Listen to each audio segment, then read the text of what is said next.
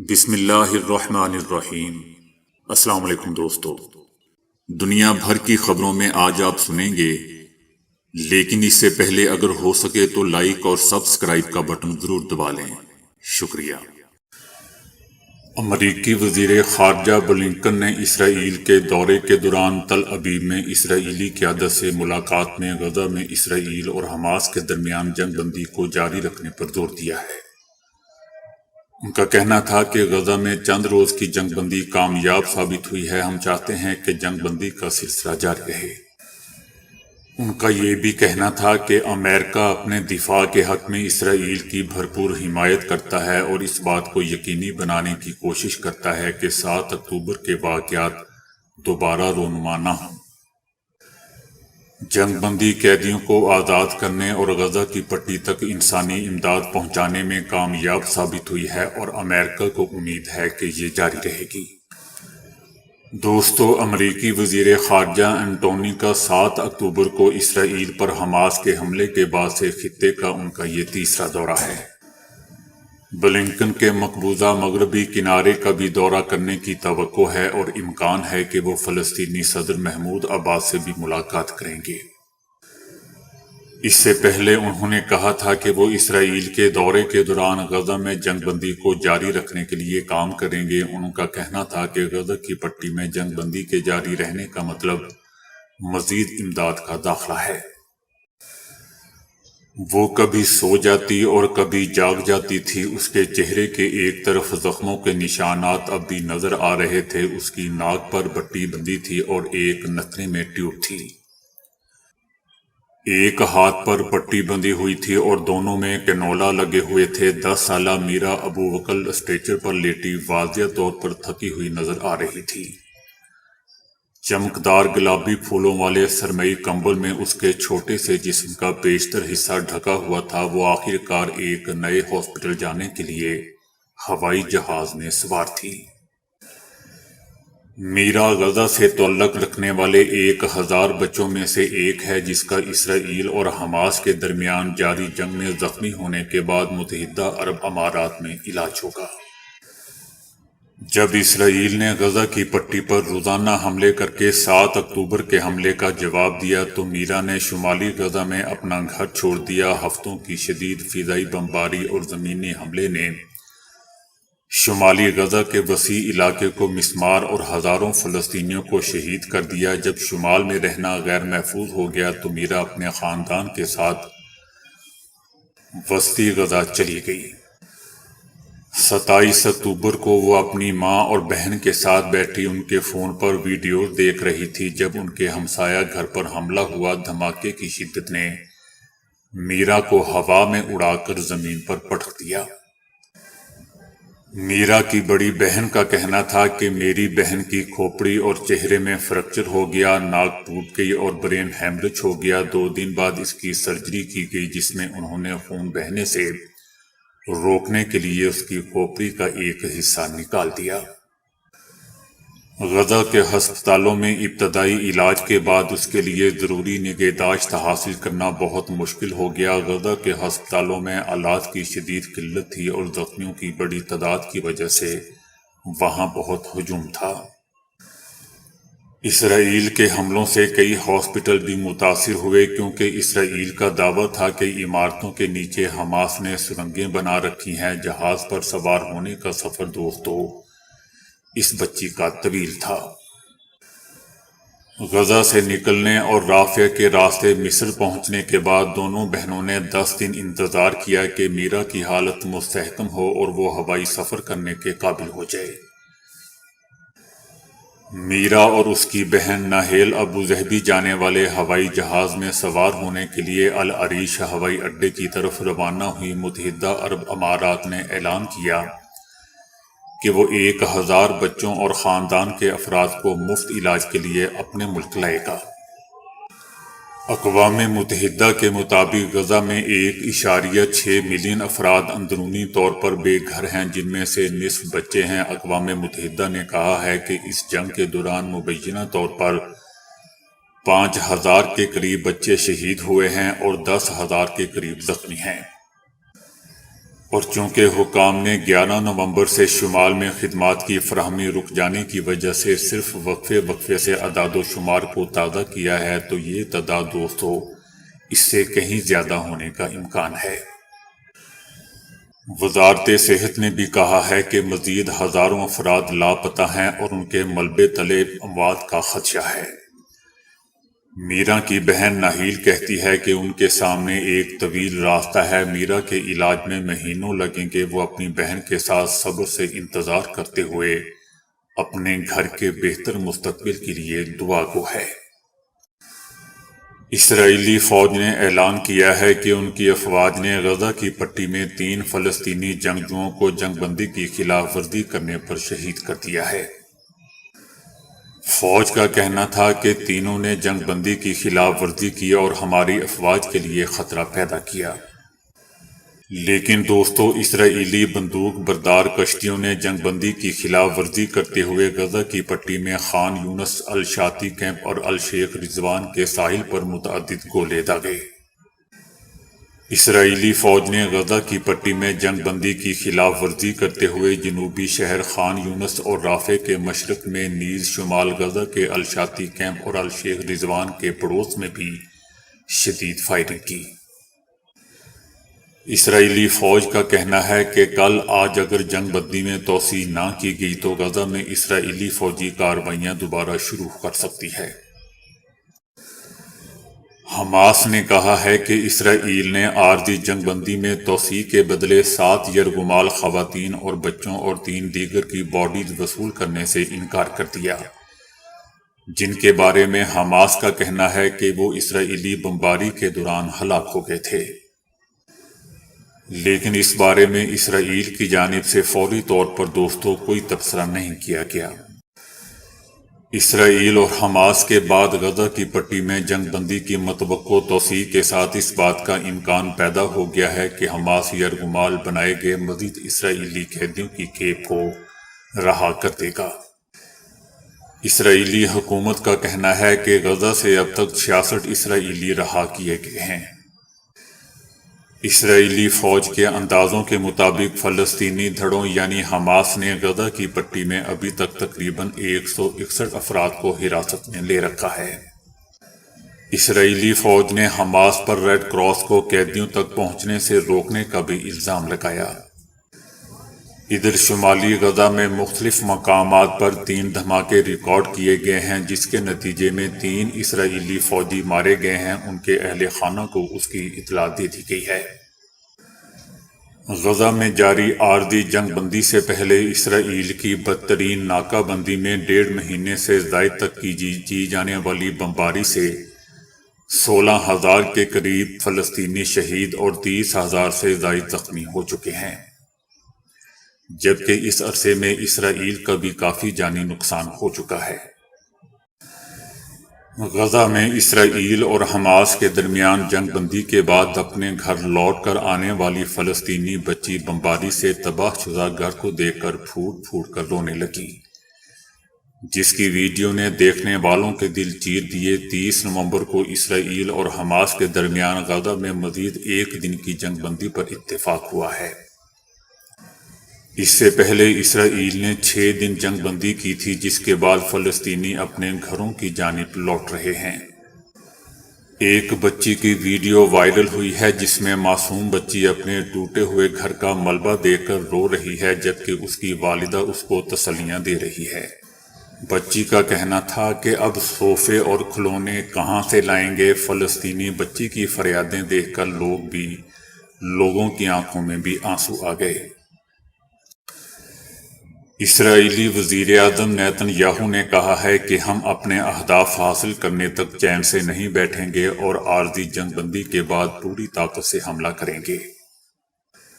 Nitin Yahoo نے اپنے ایک ویڈیو پیغام میں ایک بار پھر عارضی جنگ بندی کے بعد غزہ پر پوری طاقت سے حملہ کرنے کا اعلان کر دیا۔ ان کا کہنا تھا کہ ابتدا سے ہی ہمارے 3 اہداف تھے اور جب تک ہم اپنے اہداف حاصل نہیں کر لیتے ہم چین سے نہیں بیٹھیں گے۔ نیتن یاہو نے کہا کہ ہمارا پہلا ہدف حماس کا خاتمہ ہے اور دوسرا ہدف یرغمالیوں کی رہائی ہے، جبکہ تیسرا ہدف اس بات کو یقینی بنانا ہے کہ غزہ کبھی اسرائیل کے لیے خطرہ نہ بنے۔ ان کا کہنا تھا کہ اسرائیل اپنے تینوں اہداف حاصل کرنے تک چین سے نہیں بیٹھے گا۔ امریکہ کے سابق وزیر خارجہ ہنری کسنجر انتقال کر گئے۔ وہ نوبیل انعام یافتہ سفارتکار تھے اور ان کی عمر 100 برس تھی۔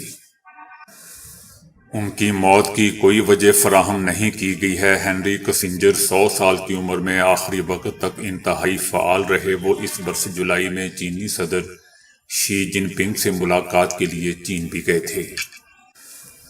انہوں نے سوویت یونین کے خلاف سرد جنگ کے پیش نظر خفیہ طور پر چائنا کا دورہ کیا تھا، جس کی وجہ سے امریکہ اور چائنا کے تعلقات کی راہیں کھلی تھیں۔ ان کو ویتنام کی جنگ کے خاتمے کے لیے مذاکرات پر نوبیل پرائز سے نوازا گیا تھا۔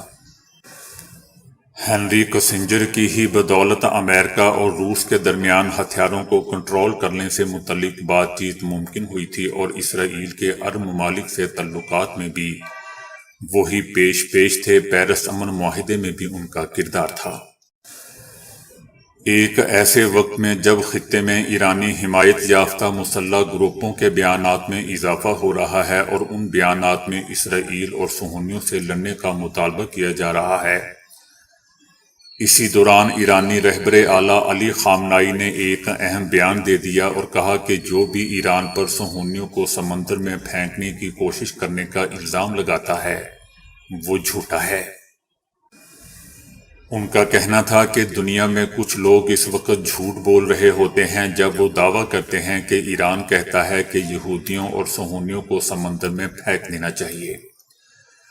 ان کا کہنا تھا کہ ایران نے کبھی ایسا نہیں کہا، بلکہ ہمارا ملک یہ سمجھتا ہے کہ عوام کے ووٹ ہی صہیونیوں کی قسمت کا تعین کرتے ہیں۔ غزہ کی پٹی میں اسرائیل اور فلسطینی دھڑوں کے درمیان گزشتہ 7 اکتوبر سے جاری لڑائی کے متعلق ان کا کہنا تھا کہ فلسطینی عوام کے ووٹوں سے ہی بننے والی حکومت یہ فیصلہ کرے گی کہ دوسرے ملکوں سے آنے والے باقی رہیں گے یا وہاں سے چلے جائیں گے۔ دوستو، اس سے پہلے ایران کے 3 اعلیٰ عہدیداروں نے گزشتہ ہفتے انکشاف کیا تھا کہ ایرانی رہبر اعلیٰ علی خامنائی نے حماس کے سیاسی بیورو کے سربراہ اسماعیل ہنیہ کو اس وقت واضح پیغام دیا تھا جب وہ نومبر کے اوائل میں ایران میں ملاقات کے لیے آئے تھے۔ سپریم لیڈر نے کہا تھا کہ حماس نے 7 اکتوبر کے حملے کے بارے میں ایران کو مطلع نہیں کیا تھا، اس لیے ایران اس جنگ میں شامل نہیں ہوگا۔ تاہم سپریم لیڈر علی خامنائی نے اس وقت ہنیہ کو یقین دلایا تھا کہ ان کا ملک براہ راست مداخلت کیے بغیر حماس کی سیاسی اور اخلاقی حمایت جاری رکھے گا۔ حال ہی میں ہونے والی ایک نئی تحقیق میں دعویٰ کیا گیا ہے کہ گاڑیوں اور کارخانوں کے دھوئیں سے ہر سال 50 لاکھ افراد مارے جا رہے ہیں۔ دبئی میں ہونے والی کوپ 28 موسمیاتی سربراہی اجلاس کے موقع پر شائع ہونے والے اعداد و شمار کا مقصد عالمی رہنماؤں پر دباؤ بڑھانا ہے۔ مذکورہ کانفرنس میں عالمی رہنماؤں کو فیصلہ کرنا ہوگا کہ ایندھن پر انحصار کرنے کی صلاحیت کو مرحلہ وار ختم کرنے پر اتفاق کرنا ہوگا۔ تحقیق سے معلوم ہوتا ہے کہ ایندھن کی بجائے صاف اور قابل تجدید توانائی کے ذرائع پر انحصار کرنے سے فضائی آلودگی سے انسانی زندگیاں بچیں گی اور عالمی حرارت سے نمٹنے میں بھی مدد ملے گی۔ تحریک انصاف نے مقدمات اور سیاسی سرگرمیوں کے حوالے سے چیف جسٹس آف پاکستان کو خط لکھ دیا۔ تحریک انصاف کی جانب سے جسٹس فائز عیسیٰ کو لکھے گئے خط میں مقدمات کا حوالہ بھی دیا گیا ہے۔ خط میں کہا گیا ہے کہ تحریک انصاف کو کسی بھی سیاسی سرگرمیوں کی اجازت نہیں ہے۔ تحریک انصاف کو آزادانہ سیاسی سرگرمیوں کی اجازت نہیں دی جا رہی، لہذا الیکشن کمیشن کو پابند کیا جائے کہ وہ پی ٹی آئی کو برابری کی سطح پر مہم چلانے میں کردار ادا کرے۔ خط میں مزید کہا گیا ہے کہ تحریک انصاف کے ورکرز اور رہنماؤں پر جھوٹی FIR درج کی جا رہی ہیں، صحافیوں کو نشانہ بنایا جا رہا ہے اور انتخابی مہم میں رکاوٹیں ڈالی جا رہی ہیں۔ عدلیہ کے احکامات کے باوجود رہنماؤں کو گرفتار کیا جا رہا ہے۔ خط میں یہ بھی کہا گیا ہے کہ پی ٹی آئی رہنماؤں کی سیاسی وابستگی تبدیل کروائی جا رہی ہے۔ پی ٹی آئی رہنماؤں کی زبردستی پریس کانفرنسز کروائی جا رہی ہیں۔ پی ٹی آئی کے سابق جنرل سیکرٹری اسد عمر توہین الیکشن کمیشن کے کیس میں کمیشن میں پیش ہو گئے۔ سماعت کے دوران ممبر الیکشن کمیشن نے اسد عمر سے مکالمہ کیا کہ کبھی آپ نہیں آتے اور کبھی وکیل نہیں آتا۔ اس پر اسد عمر نے کہا کہ میں تو سیاست بھی چھوڑ چکا ہوں، میں بیان جمع کروا رہا ہوں۔ ممبر الیکشن کمیشن نے کہا کہ آپ سیاست کریں۔ اس کے بعد توہین عدالت کیس کی سماعت 6 دسمبر تک ملتوی کر دی گئی۔ شیخ رشید احمد کا کہنا ہے کہ مجھ سے ایسی باتیں نہ کہلوائیں کہ 40 دن کا چلہ کاٹنے کے بعد پھر چلہ کاٹنا پڑے۔ شیخ رشید احمد کا عدالت میں پیش ہونے کے بعد کہنا تھا کہ عدالت نے پنجاب حکومت کو کیسز کی مکمل رپورٹ جمع کرانے کے لیے 1 ہفتے کی مہلت دی ہے۔ 9 مئی کے واقعات میں کسی مظاہرے میں میں شریک نہیں تھا۔ شیخ رشید احمد کا مزید کہنا تھا کہ چلہ کاٹنے کے بعد میرا نام 9 مئی کے مقدمات میں ڈالا گیا۔ جس بندے نے میری گاڑی کی ضمانت دی تھی اس کو بھی اٹھایا گیا۔ مجھ سے ایسی بات نہ کہلوائیں کہ 40 دن کا چلہ کاٹنے کے بعد پھر چلہ کاٹنا پڑے۔